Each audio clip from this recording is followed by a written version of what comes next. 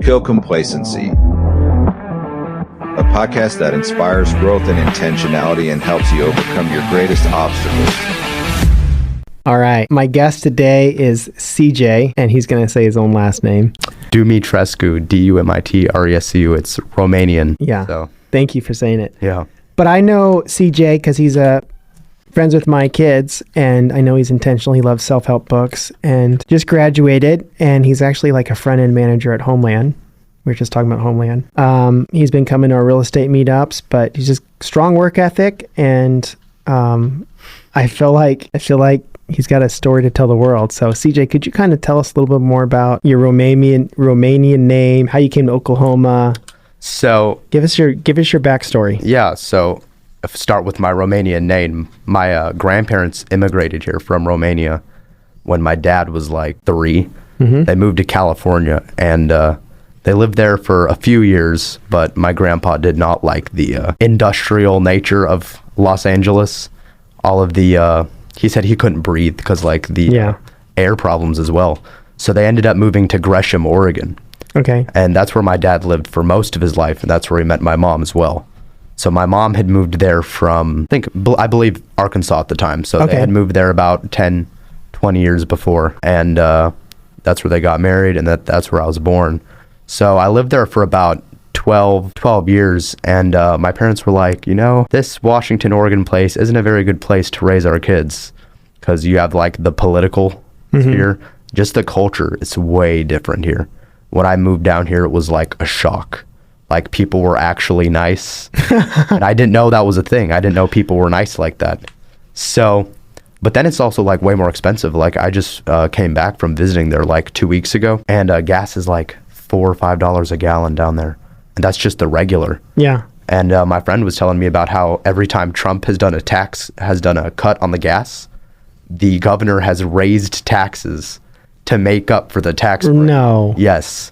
So every time Trump has cut the... he raises more money through taxes. He raises more money through the taxes. Keeps the gas safe. He said they haven't seen a gas break in forever. Wow. But yeah, we moved down here during COVID. Okay. So my parents, my uncle lived up here because he was in the Air Force previously. So he met his family here. So he's been living up here, and his wife is a realtor. So my mom, with the help, and my dad, with the help of her, Christy, they bought a house sight unseen. So I moved to Oklahoma without ever, being here before. You just trusted the sister. Yeah. And so the funny thing is my mom made it sound really bad down here, but she had never been down here before. Mm-hmm. So she has only like the conceptions of like social media and like, there can't be anything good in Oklahoma, but they got a lot of good laws. So that's why we're moving down there. So I expected this place to just be a desert. When I got here, I was like, oh my gosh, it's not that bad. Yeah. And after I was talking to some people yesterday, and they're like, yeah, just like everywhere in America sucks, but might as well be cheaper here. Yeah. I'm like, that's true. Yeah. But people are a lot nicer. But yeah, that's what brought us down here was the culture for the most part. That's cool. You've always been homeschooled, is that right? Yeah. Yeah, my dad was public schooled, and then my mom was homeschooled up until 10th grade, and then she went to private school for the last 2. Okay. So we had, all 3. They had the homeschool, the public school, and the private school. Yeah. And they all determined that homeschool was the best option all of those for us. So it wasn't a misinformed decision, to say the least. That's cool. And then talk to me about kind of your leadership role. How does somebody at age, was it 17 we started working at Homeland as a front-end manager? 16. Yeah. How does somebody at 16 become a front manager of a Homeland grocery store? So as a homeschool kid? Yeah. So I got the job at Homeland when I was about halfway through my first year at Francis Tuttle. I was looking for a job that way I could get my license and pay for my gas. Mm-hmm. So the store was just opening up, and I was there opening day. Okay. For the store. And when the store had just first opened, there was super heavy corporate presence. I met the managers of almost every other Homeland as well as this one. I met the president. It's not what you know, it's who you know. But that rings true so much in my life. But I met the district manager, and I met a lot of people. And I've noticed Gen Z has no work ethic a lot of the time. It has to be kind of like trained into you. And they're not, a lot of these people who aren't homeschooled or public schooled, there's no training. So I don't want to say that it was much me being outstanding.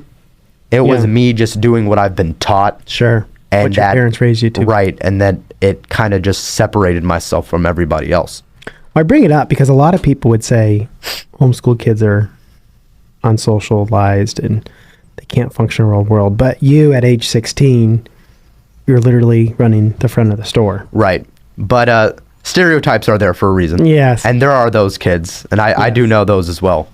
But sometimes that's the case. But I grew up, I played soccer. I was with my neighbors. I was going to homeschool co-op. So it wasn't like I was unsocialized for the most part. But the district manager and the manager, since they were there, they're always making jokes. They're like, CJ, we're going to make you a manager as soon as you turn 18.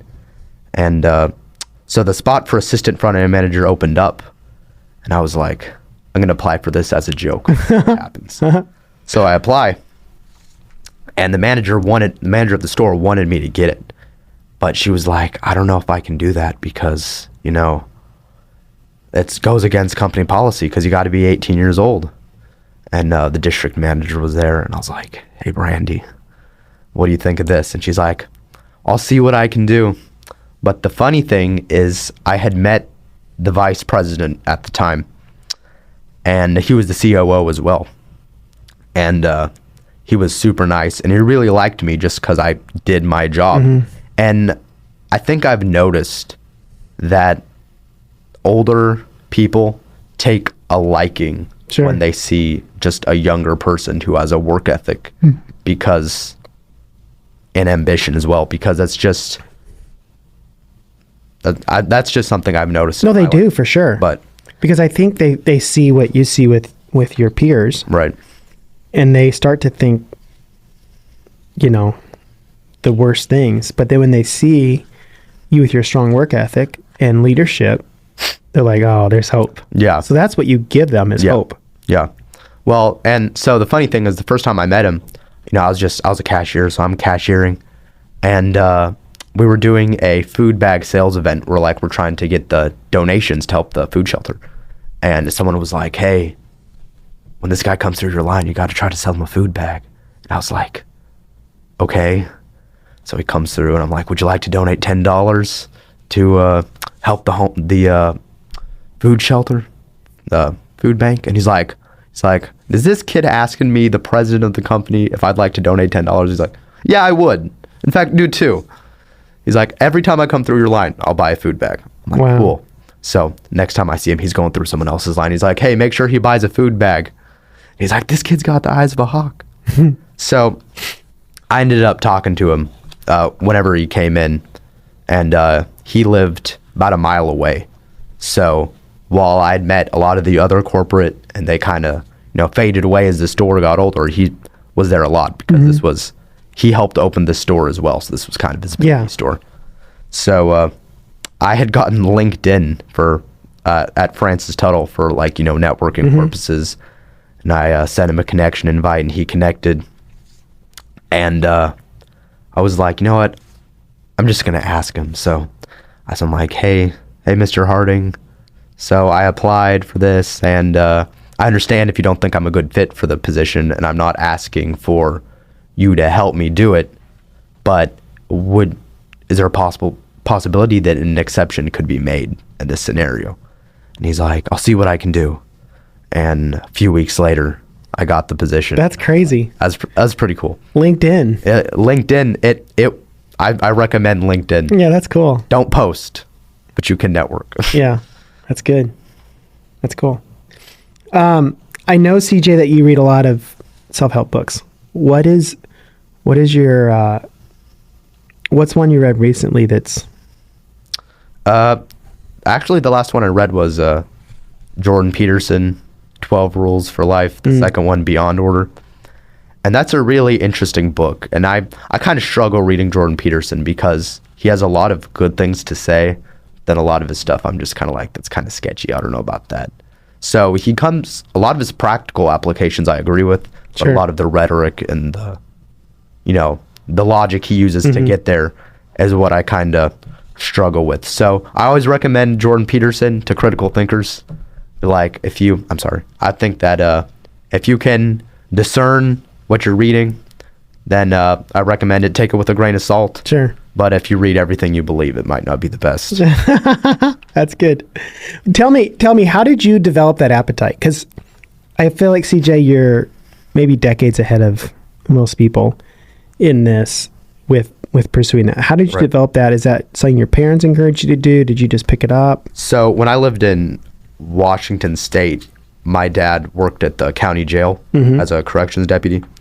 And he got into the discipline, Jocko stuff. Oh, yeah. When Jocko released Way of the Warrior Kid, he bought it for me. He read through it and then he gave it to me. And that's honestly where it started. Okay. I do recommend those books for your kids. Those are definitely some of the best books that I read, and it kind of just taught me that not necessarily leadership skills, but self-innovation and the importance of self-innovation throughout your life. So a lot of the leadership books that I've read and the self-help books are just all about the self-innovation that I'm kind of pursuing. Sure. So that's good. And then talk to me a little bit about what kind of daily habits that help shape you mindset, keep you focused and grounded. Prayer. Reading through your Bible, that's two of the most important things you can do. Yeah. I think it was Charles Spurgeon that said, what's more important? Someone asked him, what's more important, reading your Bible or prayer? He says, which one is more important, breathing in or breathing out? So it's important to hear the word of God and then let God hear you as well. But waking up early, that's something that I struggle with. It's hard for me to wake up early. So some days I'm on it early in the morning, other days I'm sleeping in. I'm like, I got to get on that horse. But I would say those are two of the most important things. Yeah. But I think Jocko also says this as well, that waking up early sets the tone for the rest of the day. And it does, because the days that I end up sleeping in are never as good as the days where I end up waking up early. Well, Jocko gets up. Is it 4:34? Yeah, I think so. Yeah. Yeah. Which is kind of random. Or maybe he works out at 4:34. I don't know. With 3 alarm clocks, right? I think he wakes up to Iron Swan, I think he said. Yeah. So. Yeah, he's crazy. I love his stuff. Yeah. Talk to me about your I want to hear a good story, a good hard story about some lessons you learned as you managed the front end of hometown or homeland. Yeah. Sorry, hometown. I'm not even sure where that came from. Basically the same thing. That's a good question. What are some things you see among your peers that either drives you to want to be more in that role or drives you away from having a long time career there? So my peers, with the people, the people you work with, the cashiers, they, I've noticed, and I read this in a book the other day, and this really stuck out to me, that when the management of a company is bad, it has all of the employees focusing on internal threats rather than the external threats, like the competition. So when you have poor management, that's so good. When you have poor management, you end up seeing that the people are so busy trying to hold their own and protect themselves from whether it be their boss, whether it be their other coworkers, that the store just ends up, falling apart. And I've seen that to a certain extent. But that's definitely something that drives me to, want to be a better manager, is because I'm trying to make sure that we're working as a team. Sure. Instead of a group of individuals, because when you have just a group of individuals, it ends up being a lot of tension on the inside rather than the outside. Yeah, it's really thought-provoking to think about that. I was a youth pastor for a bit and went through a church split, but that statement you made about their focus being outward or inward, especially in a church situation, that's so key. I mean, maybe that's most obvious, but when everyone starts bickering among themselves instead of sharing the gospel and trying to evangelize the world, it breaks. Right. So my grandpa was a pastor, and we went to his church, and there was a church split there as well. That was a long time ago, but basically what happened was there was a group of people in this church who were very anti-abortion, which is good, but the way they went about it was very poorly, because their answer was, instead of like picketing Planned Parenthood, they're picketing churches who are anti-abortion. They're picking apart their brothers. Who are anti-abortion, but they're picketing them for not doing enough. And I'm looking at this and I'm like, this is not the solution. Is you're just fighting amongst yourselves, saying, you're not doing enough. Well, you're not doing enough. Well, we don't have to do anything. Well, why don't you focus on the enemy? Yeah. And what happened was our church ended up splitting over that. Was my grandpa was like, I can't have you guys picketing other churches as the pastor, and I can't be okay with this. And they're like, well, we'll end up leaving. So that's what ended up happening. So that was a hard time for sure for our church as well. Yeah, but it kind of points to what you talked about, the lesson learned at the grocery store is it has to be about the customer. Exactly. If it's about the employee and their status and how much they got paid versus the other guy, then it just spirals. Yeah. I'm curious to know about that mentorship role with that, because my understanding of talking to you, you have still the relationship a little bit with that CEO.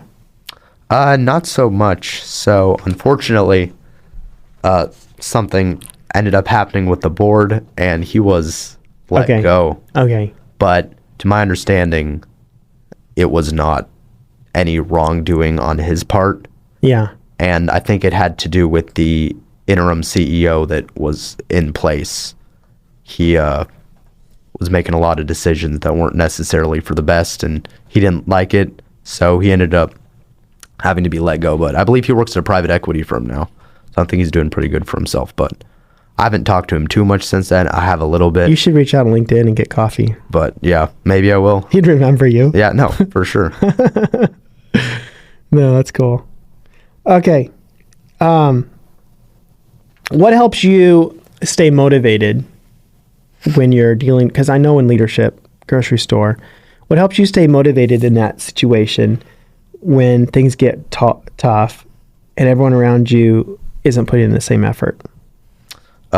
It's a battle for sure, because I look around and I see people who aren't like putting up nearly as much effort, and here they are in the same position as I am, and they're getting paid the same. I'm kind of like, what's the point?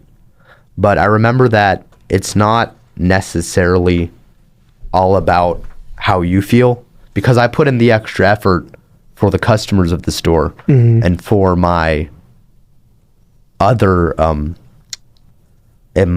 coworkers, and I think it kind of has to do with like having like a servant's heart as well, because my job in that position of leadership is to help serve what needs done, right? So if there's a spill on the ground, 80% of the time I'm the one cleaning up the spill. Sure.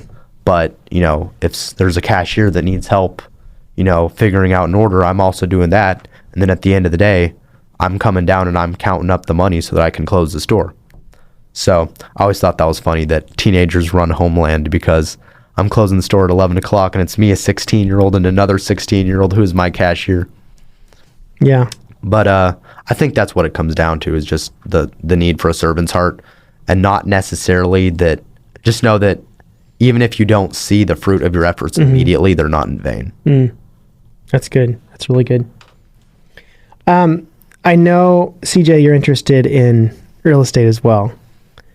Talk to me about that. What sparked that interest? So funny thing is, the whole time I was growing up, I always thought I wanted to be an architect. That way I could build houses. Then I realized that architects aren't the ones who build houses. But I figured that one out a lot later on. But my grandma was like, you should read Rich Dad, Poor Dad. I heard that that's a really good book. So I ended up buying that book and reading it. I'm like, wow, this is really interesting.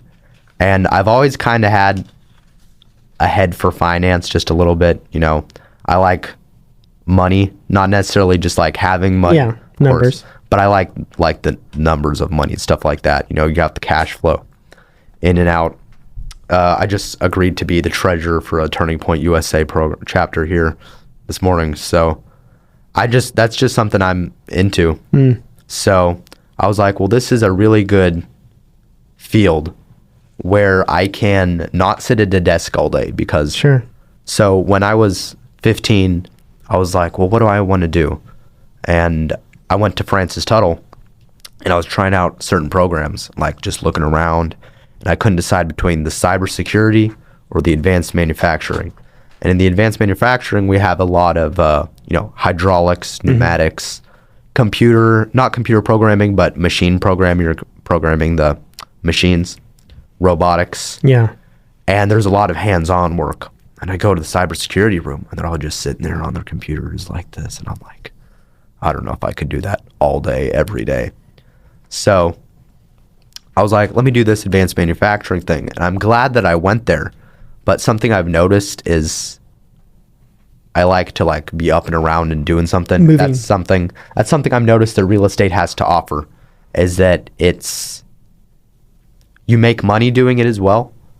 You help people if you're doing it correctly. Of course, you can extort them as well. Yeah. But then you can also have the sweat equity. And then a lot of times you can see your progress. You know what I'm saying? Sure. Yeah. So I like that. And then I realized that just like business in general, almost all of that appeals to me because I like numbers.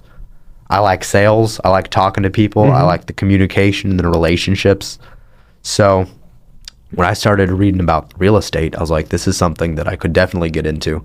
And then later on, I realized, I think I've wanted to do this my entire life, and I never realized it. That's cool. So, yeah.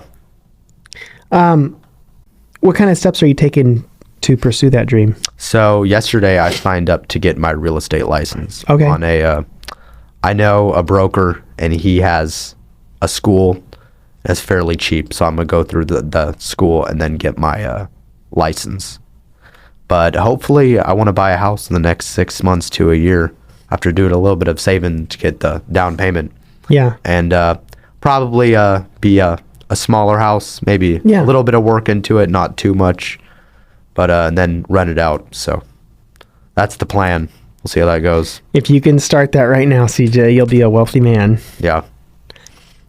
I did some research 6 months ago or so, and I just Googled medium house price in America 1940, 1950, 60, 70, every 10 years. And next to it, I wrote the rents, and then I wrote the value of the dollar. The rents, was that like 1%, 0.08%, or was that like an actual going rate at the time? No, like how many dollars? So like in 1940, I got to think about this. 1940, I think the medium house price. Now you have to realize when we talk medium house price, the medium size of the home has also changed. Right. So it would have been a smaller home in 1940. But that medium house in America sold, I think, for $2,700. And you could rent it for $29 a month. So your average rent was $29. Yeah, that runs about 1% as well. It is. It's very close to 1%. Yeah. I don't remember. Well, if you study I could send it to you later. If you study it, you'll find that the medium home price triples every 20 years. Okay. And Wow. rents double. Wow. And so that's why I said you'll be very wealthy. And that, obviously, that number gets bigger and bigger and bigger as we add zeros behind it. Right. This is really interesting. One of the biggest jumps in real estate was from 2000 to 2010. And it's interesting, I tell you this, because in 2008, we had our big dump. I was going to say the housing crisis. Housing crisis. But it went up 100% in that 10-year period. Went from 100, it was like 108 to like 212, something like that. Wow. So even though we had this big correction, it still doubled. Well, that's another interesting fact is the American economy has gone consistently up. And people are like, what about the Great Depression? Like, if you look at it, it went up during the Great Depression. Yep. Like, even though that was bad, it We still grew. continued to grow Yep. through that, Yeah. which is amazing. It's interesting though. So rents continue to double that same period of time. So the argument, some people say, well, houses aren't appreciating. The dollar is just getting devalued. A U.S. dollar in 1940 was worth $1. That same dollar today is, I think it was like $17.95. So it's been devalued almost $18. Yeah. But if you take 18 times $2,700, It's not how much houses are going for right now. no, it's $54,000. What's the median right now? 400,000? Last year it was 418, Okay. according to that. Well, so I don't remember exactly where I heard this, but I heard somewhere that like in 2050, houses are expected to be like $2.5 million for the median home Okay, price. so that's where I was going with this. Like if you were to buy a house now, it doesn't matter what you buy, 2-bedroom, 1-bath, 600 square foot. Right. It doesn't matter. You're going to lock it up in long-term debt. That's what we have in America. And so you're going to lock it up at today's price. You're going to cash flow probably day one. But as we talked about, it's going to, cash flow goes up, but your debt stays the same. Yes. And that's what's crazy. Because if you take that number, so I threw this at ChatGPT. I said, hey, here's all the data from the last 60 years. Mm-hmm. No, it would be 80 years. Projecting this forward, what will the median home price be in 1930, 1940, and 1950? And it said, well, based I on... mean, 2030. Yeah, 2030. What did I say? You said 19. Oh, sorry. Yeah, 2030, 2040, 2050. It said, well, based on the data, the average appreciation value is 6.07%. Rent is 4.56 or something. Right. The 3 times in the 2. Yeah. Okay.